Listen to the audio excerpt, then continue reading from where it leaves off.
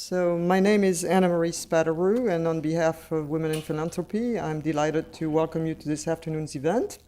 I've been a circle member of Design Women in Philanthropy since 2003, and I was recently asked to join the board last year. And as a board member and on behalf of the board, I'm delighted that so many of you chose to spend this evening with us for what's going to be, I think, a very challenging program. Centered on the presentation of the Let's Girls Learn campaign. This event was made possible through the cooperation between Women in Philanthropy and the UCLA Burkle Global Impact Initiative, or BGI, which is housed within the UCLA International Institute. Information about both of our organizations is on the table in the lobby if you're interested to finding more about what we both do. Women in Philanthropy at UCLA celebrates and inspires women's individual giving to programs, areas of their choice across the UCLA campus, as well as fosters women participation on campus boards and other leadership organizations. We are celebrating our 20th anniversary this year, and since 1994, our members have raised and donated to UCLA in excess of $161 million to organizations all across the campus, and several of us have served on leadership volunteer boards throughout the organization. Personally, I currently serve on the Center for the Other Performance Board, which was previously known as UCLA Live, Design for Sharing, and the Friends of English. So I'm pretty busy going on campus almost on a daily basis to attend a variety of events, which is a lot of fun since I'm now retired and I have time to do that. So. The UCLA Burkle Global Impact Initiative was launched in 2013, and its purpose is to activate the entertainment industry across all sectors to engage more deeply and effectively with global policy, humanitarian, and advocacy issues. The program's mission is to promote and facilitate the treatment of critical international issues within the content creation community, which is, I guess, is another word I was not familiar with for the entertainment industry. Some of us sometimes wonder what the content is recently, but we're trying to work on that. And the purpose is to educate and inform the public about international affairs. The Global Impact Initiative works closely with the United Nations and its Creative Community Outreach Initiative. The program is generously funded by businessman and philanthropist Ron Burkle.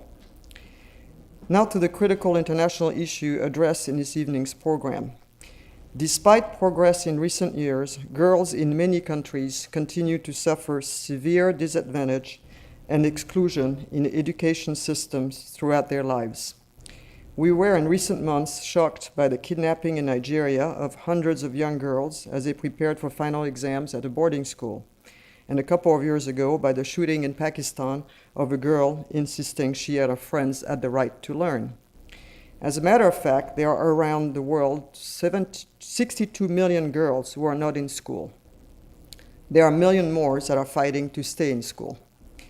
These are just a few of the startling facts from a new video that the UCLA Burkle Global Impact Initiative helped produce to promote the U.S. Agency for International Development Let's Girls Learn campaign.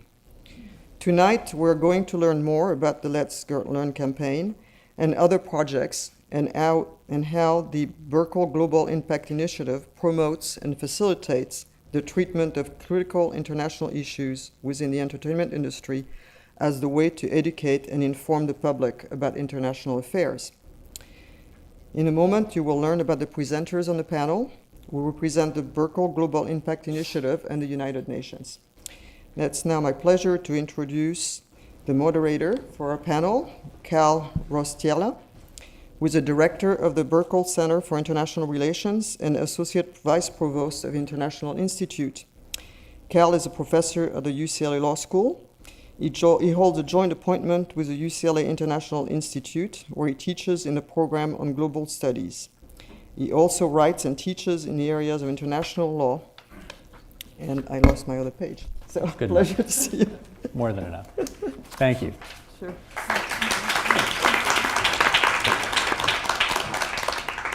So good evening, everyone, and thank you, Anne-Marie. It's really a pleasure for us to have an opportunity to first of all be together, because we do work closely together, but we live in many different places, so we don't often get together. So it's nice to be able to talk about what we're doing collectively and individually around some of the issues that Anne-Marie just mentioned.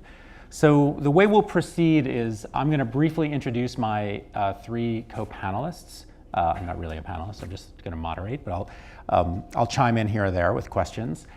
We're going to show, after I introduce them, we're going to quickly screen three short videos. So the Let Girls Learn public service announcement, another one called I'm for Climate Action, and then a third on CCOI's work, right, on the UN's work of the Creative Community Outreach Initiative.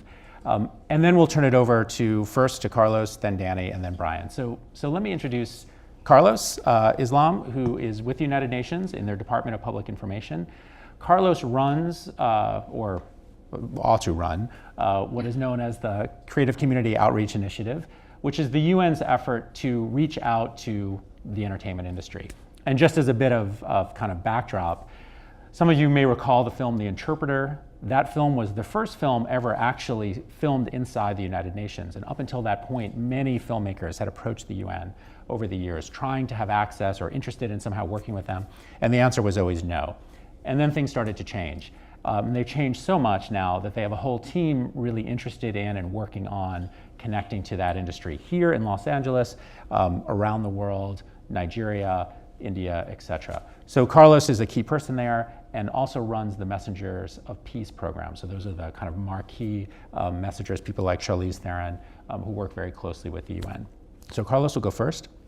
Danielle Zapotoczny is with the UN Foundation, not to be confused with the United Nations, so they're very close. The UN Foundation was founded by Ted Turner as a nonprofit organization to support the work of the UN. Danny does that, working very closely with Carlos's program out here as their representative, as a strategic advisor to what CCOI does and to what the UN Foundation does as well. And they have many important campaigns, especially around issues of girls and women. So we'll get to that in a moment.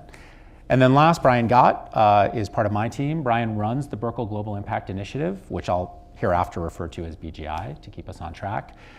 Brian used to be the publisher of Variety magazine, has a long career in the entertainment industry, and we were very fortunate to have him come to UCLA and work with us when we started BGI a couple of years ago. So with that introduction, let me ask that they get the videos going, and we'll turn. In Nigeria, hundreds of young girls were kidnapped as they prepared for their final exams at boarding school. In Pakistan, a girl was shot for insisting she and her friends have the right to learn. In Haiti, a young girl who couldn't afford to go to school showed up anyway. Showed up every day until they let her stay. A threat to girls' education anywhere is a threat to progress everywhere. All girls should have the freedom to learn. It's time to unlock their potential.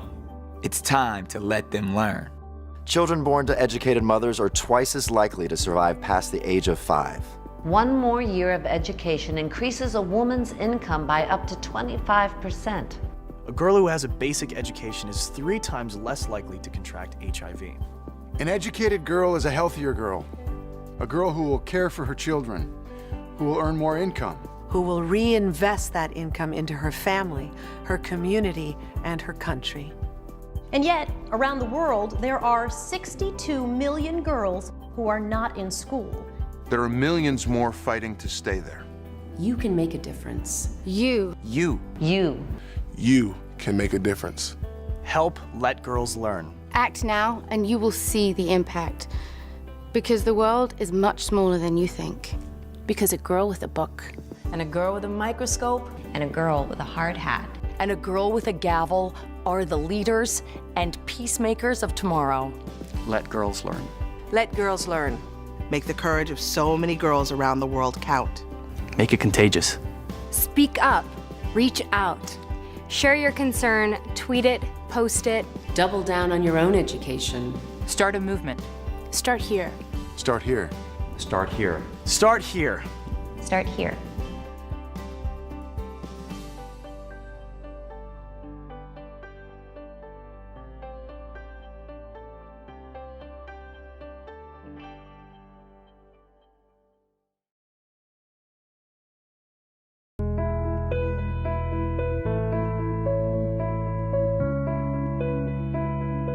From the tropics to the poles. From small islands to large continents. In big cities and in small towns. Climate change is happening. It is disrupting economies and affecting lives. And its impacts are being felt everywhere. The science is clear. The facts don't lie. The Earth's climate is changing. Climate change is caused by people, by us. But we can do something about it if we act now. Smart actions can protect our food supply, our drinking water, our quality of life, our safety, and the jobs of millions of people, while ensuring the survival of precious ecosystems and wildlife. But we must act now. It will cost too much later on. We can put affordable measures in place that will save money and help us achieve cleaner, more resilient economies. Recycling and reusing, using alternative forms of transportation, biking or walking, going hybrid or carpooling, planting trees, using energy efficiently, making climate-friendly investments. These actions are already improving lives and increasing prosperity in many parts of the planet. Everyone has a role to play. And everyone will benefit. But we must also make our voices heard. I'm convening Climate Change Summit meeting on September 23rd here at the United Nations. I have asked world leaders to come prepared to announce bold, new actions. It's time for leaders to embrace this challenge and champion an ambitious vision for transformative action. We can all make a difference. Our actions, big and small, matter. This is the defining issue of our time. That's why I'm for climate action. I am for climate action. I'm for climate action. I'm for climate action. I'm for climate action. I'm for climate action. I'm for climate action. Are you?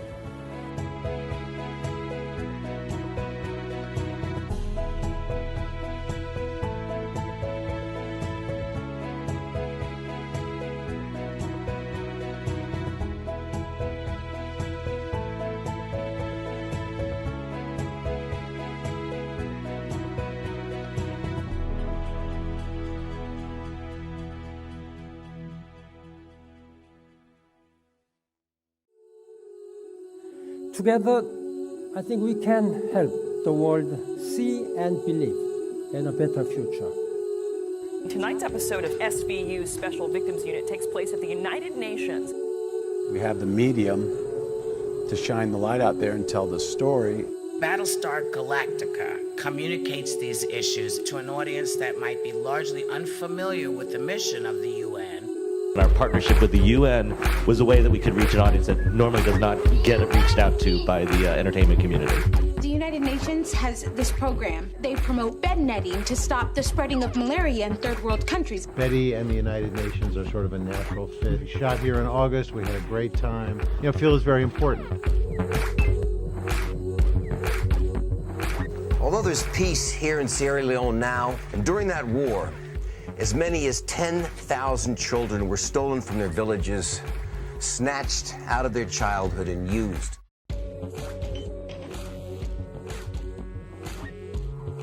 I believe in dreamers as much as I believe that one has to fight to make their dreams their reality.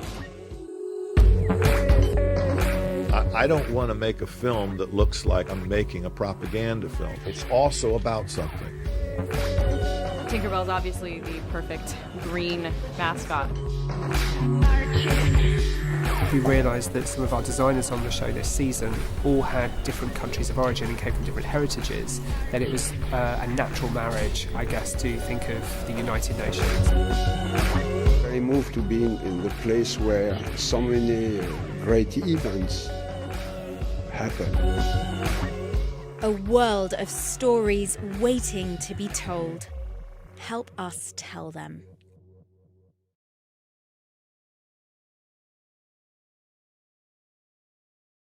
So that gives you a little bit of flavor of some of the work that we're all doing, and let me just turn it over to Carlos and let him tell us more. Go ahead. Do I need a microphone? Microphone. You have one. Do I need it? I do. A little bit? Okay. So thank you, Cal and Brian and BGI and Women in Philanthropy for inviting me here. As Cal said, I work in the Department of Public Information at the United Nations. So it's the communications arm of the UN, and we're mandated to educate the public in what the UN does, to provide, as the title says, provide the public with information. And we have a whole section of our department that works in producing news and media on TV productions and radio and print news, and we have a campaigns section. And the division I work in asks other people to spread the messages, the issues that the UN works on, and the work that the UN does. And so we have partnerships with organisations like UCLA, academic institutions, with NGOs, and Cal said we have a team of people working with the entertainment industry, where it's a two-person team. So there's two of us who are dedicated to working with the entertainment industry to help to try and get the issues that we work on. So anything from peace and security to humanitarian relief to education, trying to get those issues in productions that Hollywood and Nollywood industries are working on. And so, as you saw in the last video, that's basically the work of our office. We work with celebrities who advocate on our behalf. So we have people like Charlize Theron, whose focus is HIV/AIDS. We've recently brought on Leonardo DiCaprio to work with us on climate change. And the reason, there's two ways we work. One is with celebrities like Leonardo DiCaprio, who came and spoke at the Secretary General's Climate Summit that was the second video was promoting. And the reason we work with people like him is that, one, they're very interested in his subject. He's been working on it since 1998. He has his own foundation, so he knows what he's talking about, and he has a huge following, both the media. So if he's at the climate summit talking about climate change, we have a much greater press attention than any of the other speeches that were given. And on our YouTube channel, with his speech alone has 1.5 million views. Within days it got 1.5 million views. And the next closest thing to that is for a speech in the General Assembly Hall is I think something like 1,500. So you can see the difference. And it's 1.5 million people who probably don't pay much attention to global issues and what the UN's doing. So that's one way we work with the entertainment industry, and the other way is, as I said, with film and TV. And there's two things we do with film and TV. One is with programs like Project Runway All Stars, Amazing Race. We worked. An example is the finale episode of Amazing Race a couple of seasons ago. Their challenge was at the UN, and it was the final challenge before they run off and collect their $1 million prize. And right before they came to the UN, they had a challenge at a pizzeria in Brooklyn, and the clue that the owner of the pizza shop gave them was a badge with the UN logo on. And 2 of the 3 finalists had no idea what they were looking at. They didn't know that they'd never seen the UN logo before, or they didn't connect it to the UN. They didn't know it was in the UN's in New York, headquartered in New York. And they were running around the streets stopping people, asking them, "What's this? Where is it?" The third team knew, but they were New Yorkers. So, that's for us, and that show has 10 million viewers. So if the contestants don't know much about the UN, there's a good chance that the viewership doesn't. And so that's just sort of some branding. People, oh, that's the UN. It's in New York. It's associated with this show. We like the show. Maybe, there's some goodwill towards the UN. And the other way is more in depth. So you saw, we worked with an episode of Law and Order where that episode had a storyline about former child soldiers who were in New York and they were involved in some crime, and there was a UN character in that show who helped the assistant district attorney solve a case. So it went in a little bit deeper into one of the issues, and again, huge audience that we couldn't normally reach with an issue like that. And then we also collaborate with the UN Foundation and BGI on a couple of shows, but one great collaboration we had was with a Hollywood Bollywood producer who, Ashok Amritaj, who has a company called Hyde Park Entertainment, who came to the UN. He said, I want to do something with you guys. And through working together with UN Foundation, BGI, we came up with a reality show for documentary filmmakers where they compete against each other. They had to make like a 1-minute documentary, a 5-minute, a 10-minute documentary, and at each stage a team got eliminated. But each documentary was on an issue that's on the UN global agenda.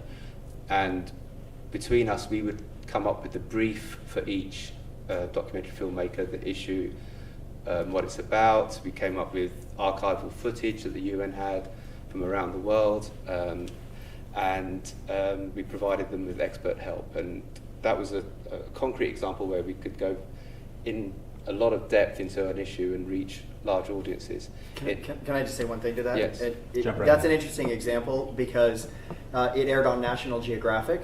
Domestically, it aired on Participant Media's Pivot Network. But we kind of didn't care so much about where it aired in America. We really cared about where it aired in international territories. And we were told last month that that was the 5th highest rated show to air on National Geographic this year in the Mideast.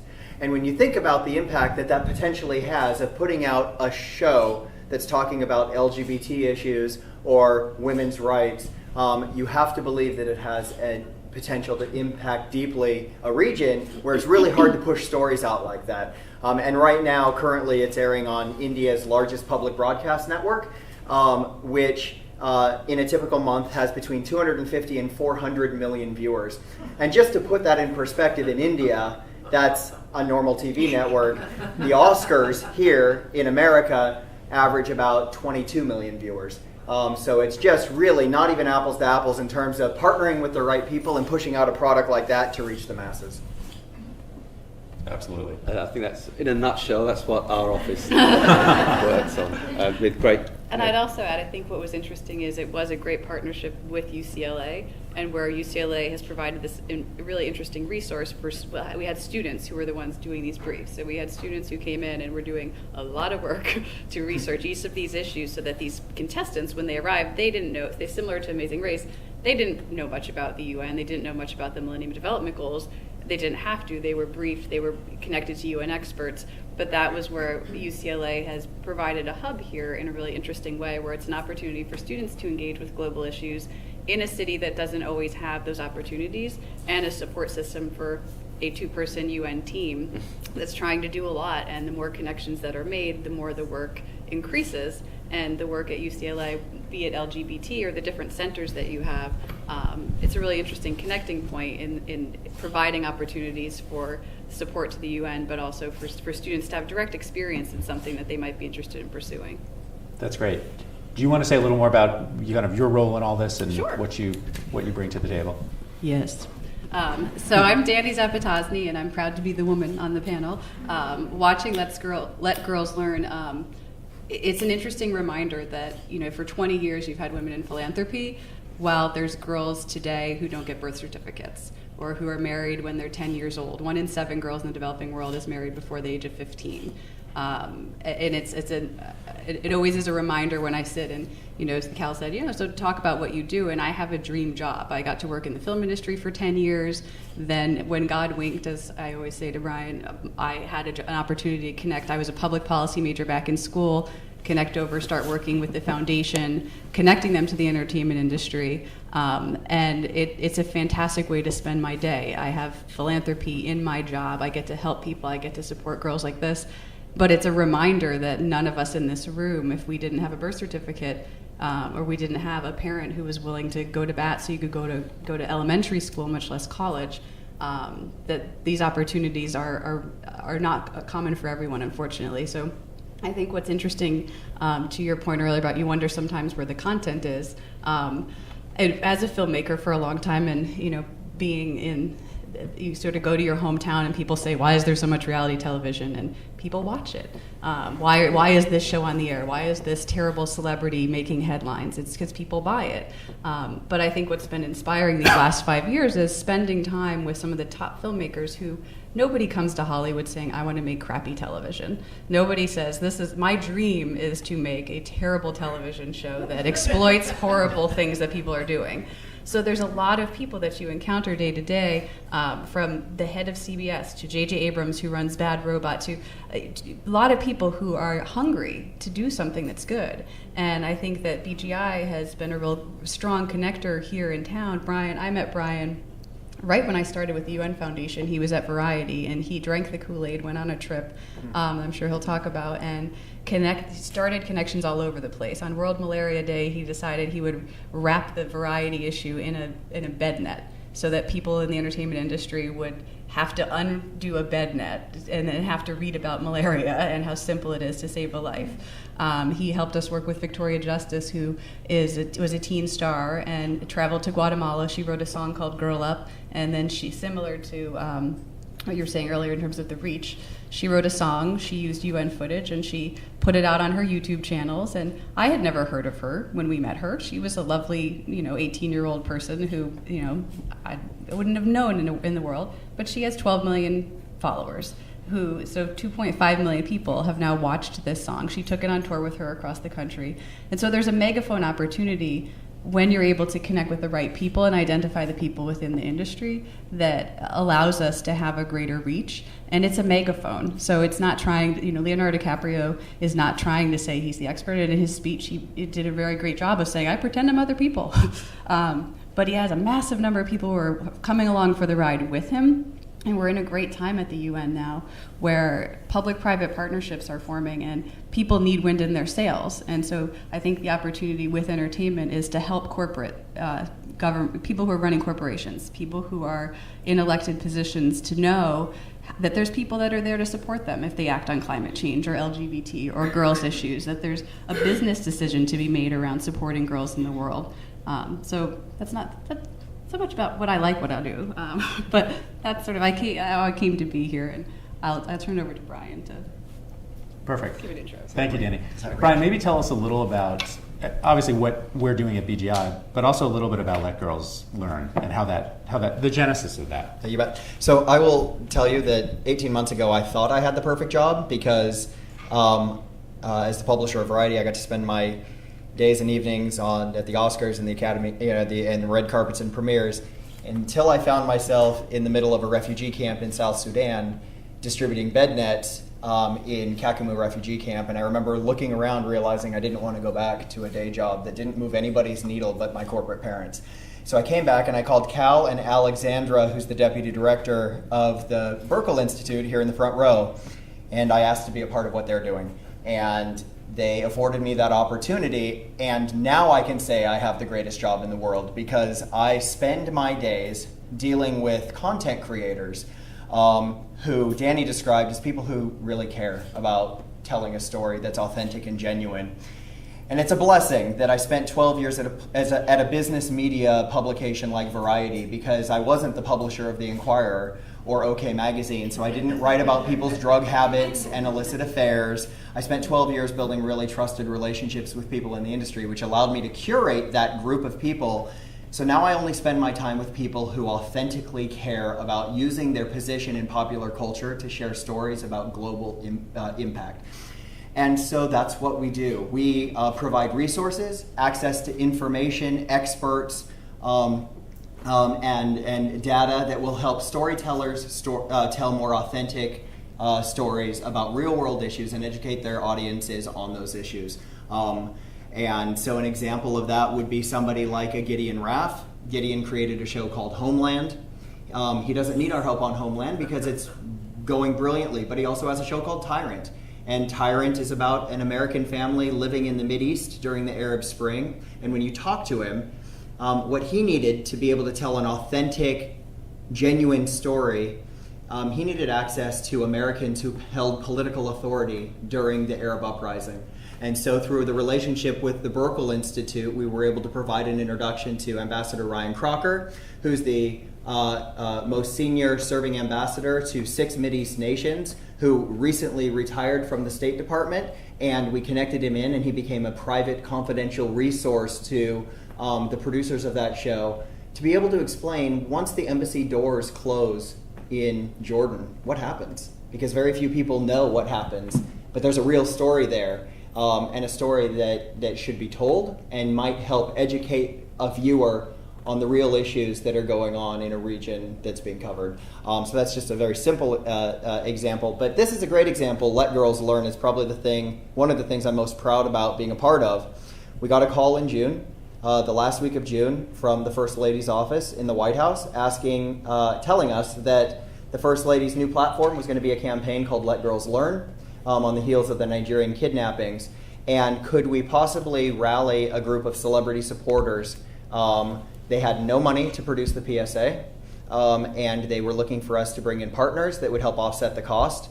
And by the way, you have 4 days to do it, because we want to get this out. So in this span of 4 days, we pulled 24 celebrities together. We had the Jim Henson Studios on La Brea through Lisa Henson and Peter Shuby donate their space for free. We had YouTube's lifestyle content producers, Prime Content, provide all of the production back end at no cost. We had everything completely donated. Every celebrity on there, from Anne Hathaway to Alicia Keys, drove themselves. They didn't get hair and makeup. They didn't get any kind of services. They showed up because they cared and they wanted to be a part of it. And they had very specific instructions, which was read this script and push it out to your social media. And that's what they did. And on the heels of that, we were invited by the United Nations to do the same thing for the climate video. Very much in the same way the UN allocated a budget to be able to compensate the producers, because they were more thoughtful about what was required to actually get that done. But we did that as well. And so now we're working on the second iteration of that Let Girls Learn campaign with the White House that should be coming out in January or February. That is an evolution of that, because they didn't want a one-off PSA. They wanted a consistent conversation that constantly brought new information and aspects of the issue to the audiences that we're able to reach. So, fantastic. That's great. So let me ask each of you, and maybe Brian and Danny, you might be best situated to answer it, only because you have more experience here in town. But how do you see the changes in the entertainment industry in terms of interest in global issues, humanitarian issues like, let's say, the education of girls? So are people, Danny, you mentioned nobody comes here to write crappy TV. They come here with some other desire and they get caught up in it, and so they love doing something meaningful.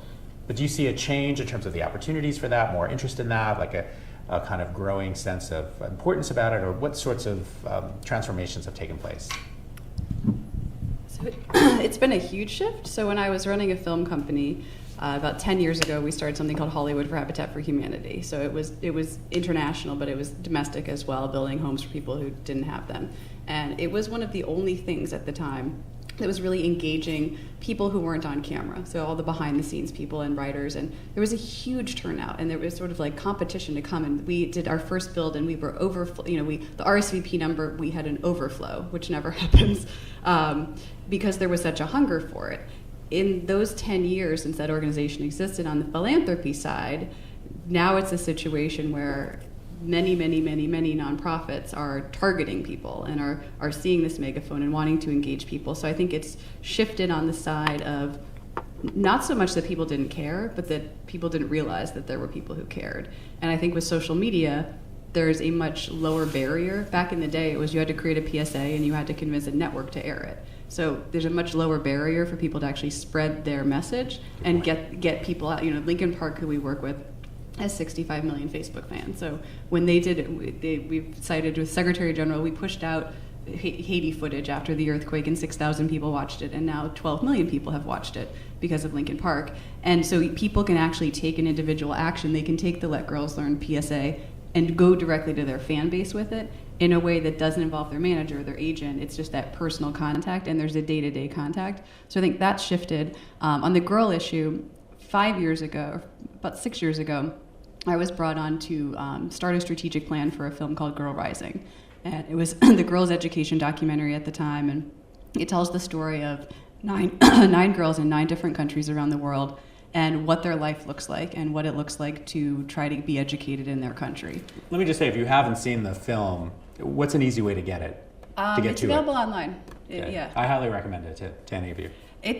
So I'd been working in the space, did a lot of research to prepare for that, as we were doing the strategic plan and bringing on partners, and it's gut-wrenching, and the difference media can make. I had interviewed all people and read about it, and I knew about it, and I felt like I cared about these issues, and then I watched this film, and every time I watch it, there's a point where I want to just throw up. And it's a very visceral, and it's not because it's a beautifully done highs and low film, and it leaves you feeling like I'm going to do something and I want to create change and I'm going to go support these organizations.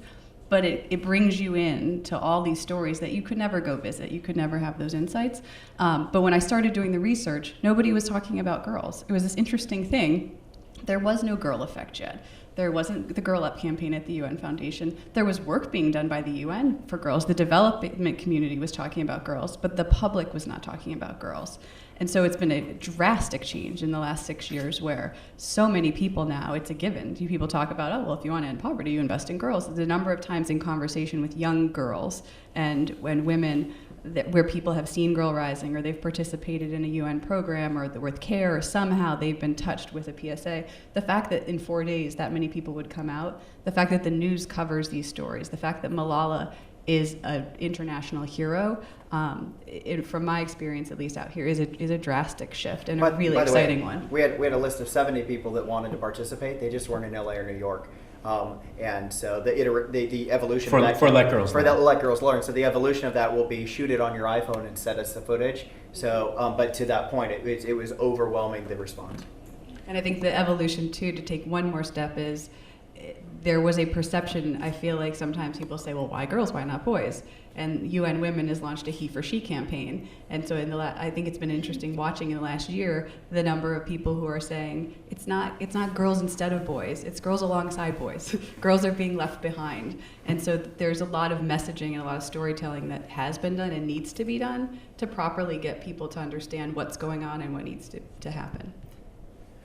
I'll tell you what, I think the coolest thing about this opportunity is the biggest film of all time, the most successful, profitable film of all time is actually a story about humanitarian issues, but nobody knows what it is. And you think about it, UCLA is at the center of the creative universe.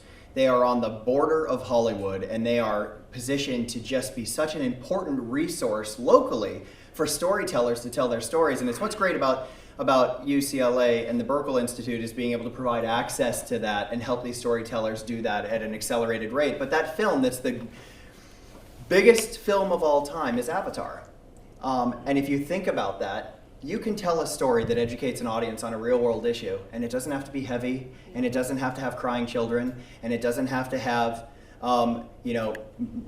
drugs and sex trafficking. It can be told creatively and through a lens that makes it very special and different.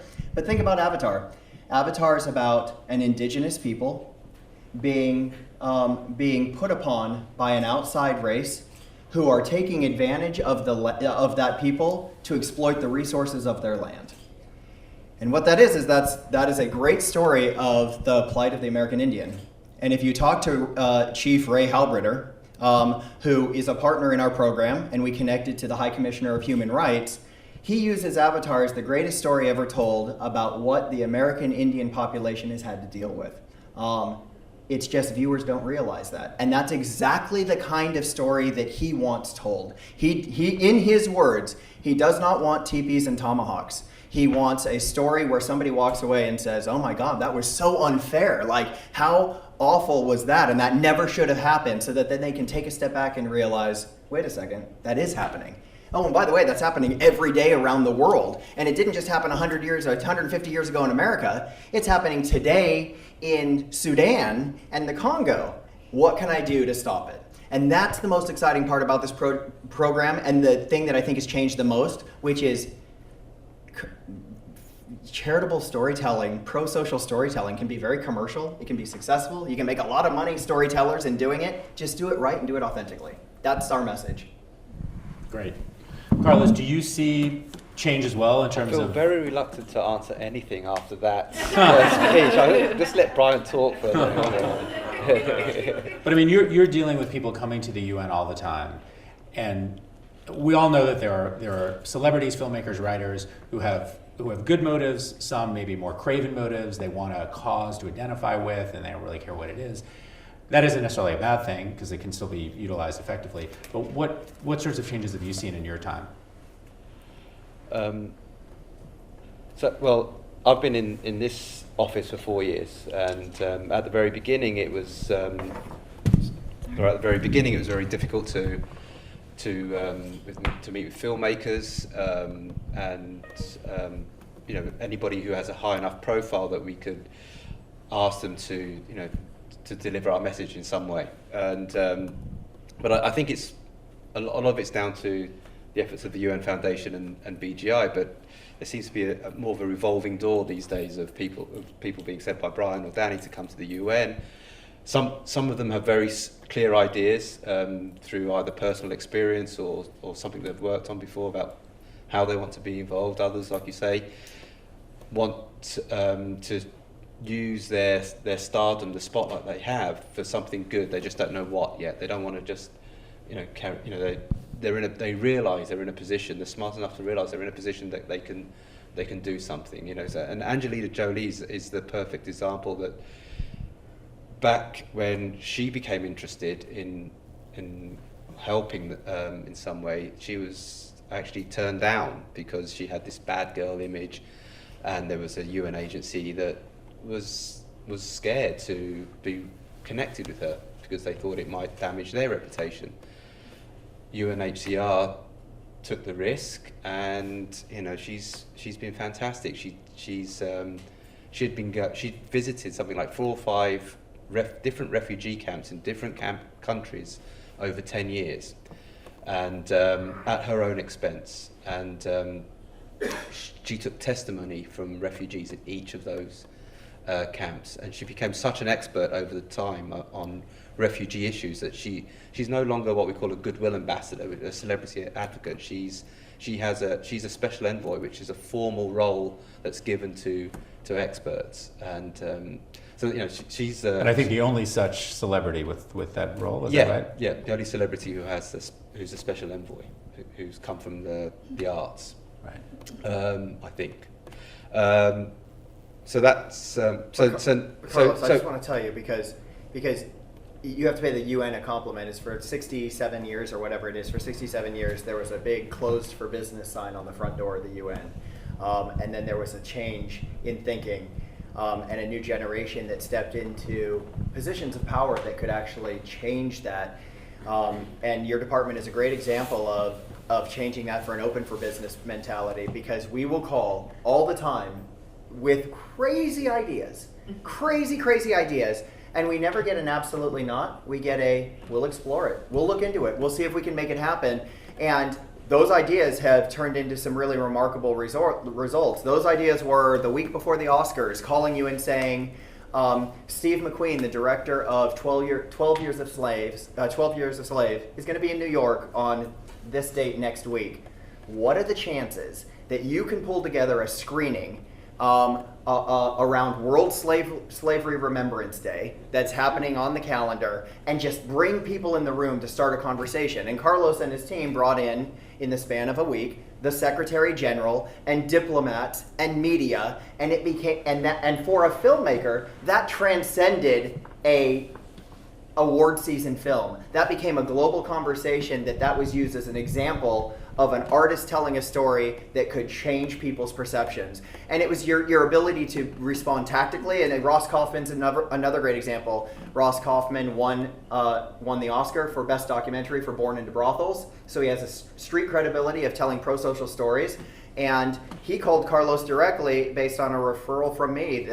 And literally the conversation was, can you show me around the UN? I don't know anything about it, and I'm born and bred New Yorker, but show me around, and I want to see if I can come up with a global issue that will be my next Oscar-winning film, what that became was him leaving the UN and saying, wow, I want my next Oscar-winning film to be about the UN, because there's a story there that hasn't been told, and if people learn that story, their perceptions of the UN would change. And I think that's all an openness that your team now has in being willing to listen and consider, and if the opportunity's right, respond. Absolutely. So let me open it up. I know there's quite a few of you here. We have a little bit of time. So just raise your hand, I'll call on you. Go ahead. I was just curious, your Let Girls Learn, you have a PSA, that's one campaign, you're going to do something else as a second campaign, but what will you do to make accountability that something is changing? How are you going to do that? You know, it's interesting. So in this relationship, we're the production partner. So we'll create the content, and we'll take that content and we'll pass it over to USAID. And USAID is the humanitarian relief organization that is funded by the U.S. government. It's a U.S. agency. And the USAID is responsible for creating the long tail engagement of that program on a kind of a broad perspective. Our responsibility will be keep these people warm and interested and get them ready to say yes when they're asked to engage on that level. So it's all about ask a star to activate social media and do something quickly to respond to a need. But to the accountability of the general population really falls not only on our shoulders but our partners as well. And it's by the way, if you can't tell, I'm pushy. And I have no problem calling the administration and asking them about once a week, what have they done with the campaign? Well, the question is, I mean, you have an unbelievable challenge. The very countries that have this issue have a lot of problems. So, 5 years from now, I mean, are you going to say this, in this country, 10,000 girls can now, or got their degree? I mean, that's going to be tough. Well, what's interesting about that, though? It's a great question. So what started on the last week of June as can you do a PSA for us? When we pulled together 24 stars with a collective social media reach of 350 million social media followers that all pushed that out at the same time, when they announced this, when the U.S. government announced this campaign, in the span, and they pushed it. We produced it in 4 days. They launched it a month later, and the reason they waited a month is they were so excited about the level of engagement from the creative community that they pulled together a $300 million funding package to provide on-the-ground resources in Nigeria and sub-Saharan African nations to be able to physically activate around this campaign, so that it just wasn't a share it with a friend. It's a share it with a friend, and by the way, we're putting our money where our mouth is and taking real action. So it's a great question, but yeah, that actually, it was so successful that we forced them to have to do more than they initially had planned. Let me just add to what Brian's saying. I think there's sort of two ways to come at this. One is we're a small project at UCLA on a tiny budget.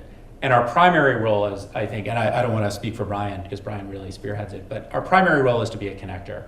And so what we try to do is bring together the partners that we have, people like Carlos, people like Danny, people like our partners at USAID and the White House, the US Army, and so forth, and bring them to the community that we know here and serve as that connector. Beyond that, we sort of step out of the way.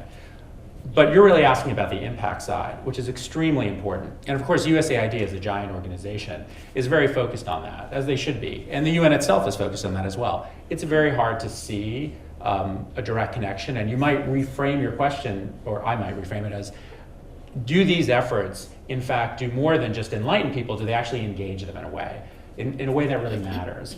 And there might be 12 million people who watched a video by Victoria Justice, but what did they do after? My guess is a lot of them did She's the things. number one referral for the Girl Up campaign, where girls can actually start their own clubs and support girls abroad, so they can advocate. So there's a bill right now that's called Girls Count that's trying to get, it's a bill that's really supporting girls getting birth certificates abroad.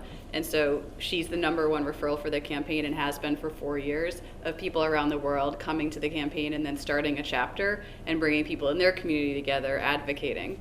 Yeah, that's fantastic. But it's not always that, it's fuzzy logic a lot of the time, but there are some tangible things, or concrete where money's raised, that type of thing. So there's a little bit of a faith-based thing that we think, the conversion rate on 12 million people who watch something or 1.5 million who watch something is going to be meaningful. It's also, I view it as part of our educational mission. We are UCLA.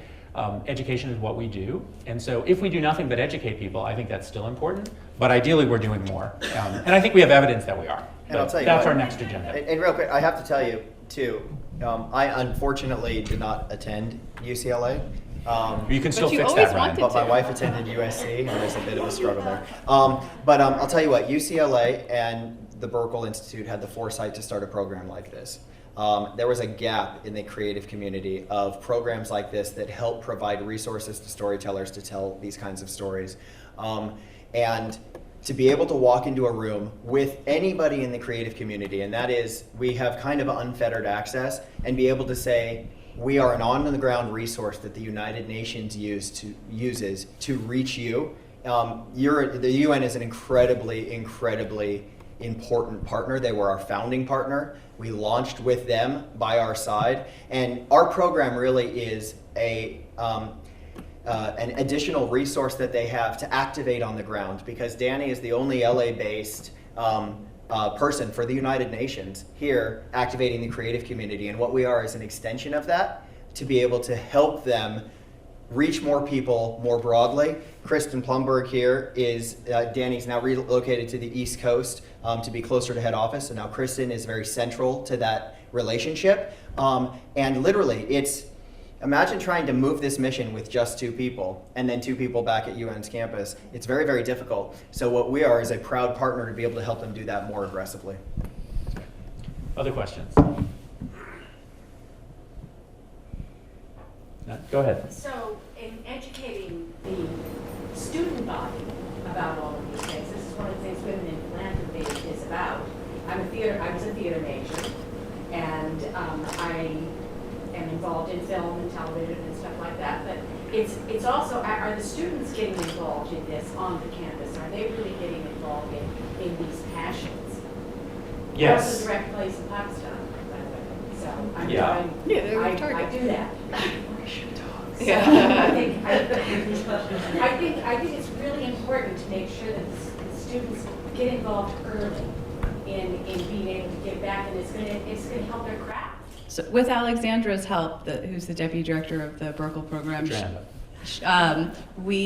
so the UN Foundation, we haven't touched on too much, but has a number of domestic-facing campaigns. We have the Girl Up campaign, which engages girls in making sure other girls in the developing world get a birth certificate, go to school, go to medical training, get medical care. Shot at Life, which is a vaccination campaign. So we have a number of things that we do here, and we've activated on campus for most of our campaigns now in the last 2 years. So had events either that are bringing in the outside community here, or that are engaging UCLA students and helping us to make the events go. So it is a big goal and a big asset for us to be able to tap the UCLA community.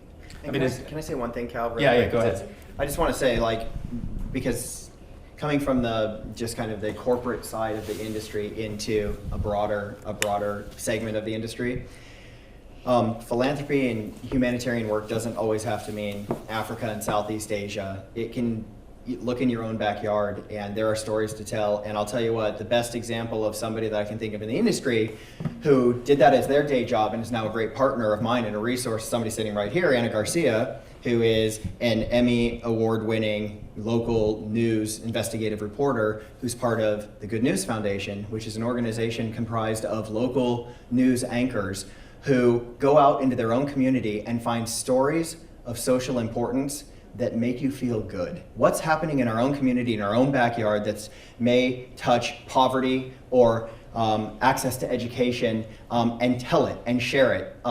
And so, it's a balance of telling the big kind of USAID Let Girls Learn story, to your point of how do you activate, and finding partners that are right next to you, that may be sitting next to you at lunch, that have networks of their own that can help change lives in our own city. And I think that's a really important part of what UCLA can bring to the community, is an extraordinary opportunity. You guys are all doing it already, of being the best example that this city has of how universities and their own communities can make a difference and change lives. And with a Women in Philanthropy group or programs like the BGI program that are doing this philanthropically, not looking for recognition, is a great testament to the strength and power of the institute.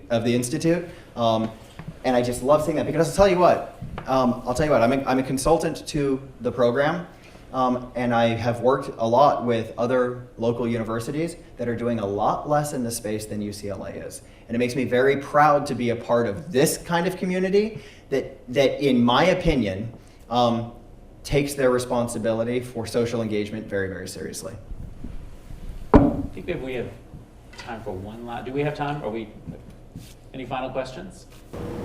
Yes, go ahead. I just want to quickly ask you, because I know the UN is a very big global approach, but talking and speaking of the domestic issues, do you have anything you're seeking domestically right now in terms of the interest level of something you want to explore within the United States or North America? Sorry.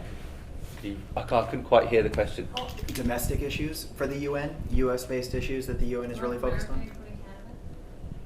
With what, sorry? With America? North America, including Canada. Well, climate change, environmental issues. I mean, the recent climate summit that the Secretary General convened at the UN was meant to shift the conversation around climate change ahead of the negotiations that will be finalised in Paris at the end of next year, where the next climate treaty's sealed. And with the amount of press attention that it got, it was seen to be a big success. At the summit, there were a lot of world leaders and heads of businesses that made commitments that they would change their practices to help reduce carbon emissions. And the biggest carbon emitters, of course, are China and the US. And just this week, Barack Obama and the Chinese premier were together making a landmark announcement about what they will do to reduce emissions.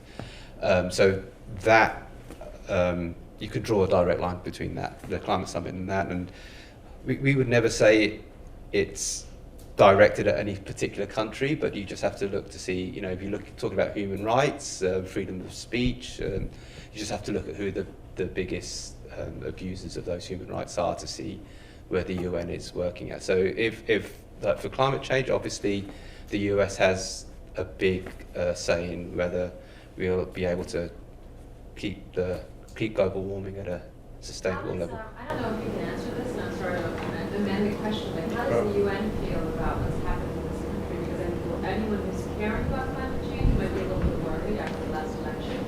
I mean, luckily the Keystone oil line didn't pass. We'll feel in this room about that, but how does the UN feel about